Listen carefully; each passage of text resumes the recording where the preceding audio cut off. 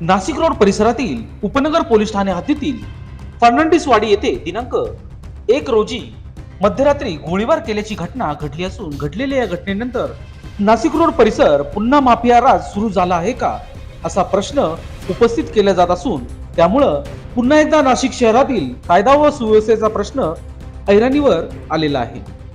सविस्तर वृत्त असे, नाशिक रोड येथील फर्नांडिसवाडी येथे मोटरसायकलवर आलेल्या 5 ते 6 युवकांनी जुन्या भांडणाची कुरपत काढून बरखा उज्जैनवाल यांच्या घरावर बंदुकीच्या साहाय्याने 2 ठिकाणी गोळीबार केला असून दहशत पसरवण्यासाठी हा गोळीबार केला असल्याची शक्यता आहे। मात्र कुठलीही जीवितहानी झाली नसली तरी या घटनेने नाशिक रोड परिसरात दहशतीचे वातावरण पसरलेले आहे। या संपूर्ण गोळीबार घटनेची माहिती मिळताच नाशिक पोलीस उपायुक्त मोनिका राऊत यांच्या मार्गदर्शनाखाली सहाय्यक पोलीस आयुक्त सचिन बारी, उपनगर पोलीस ठाण्याचे वरिष्ठ पोलीस निरीक्षक जितेंद्र सपकाळे, गुन्हे शोध पथकाचे सहाय्यक पोलीस निरीक्षक सचिन चौधरी व कर्मचाऱ्यांनी धाव घेत परिसरातील सीसीटीव्ही कॅमेऱ्याच्या आधारे जय भवानी रोड येथील मॉडेल नावाच्या एकाला पोलिसांनी चौकशी कामी ताब्यात घेतला आहे।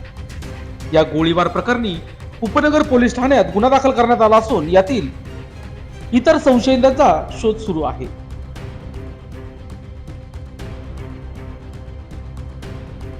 लोकशास्त्र न्यूज साठी विशेष प्रतिनिधी नाशिक रोड।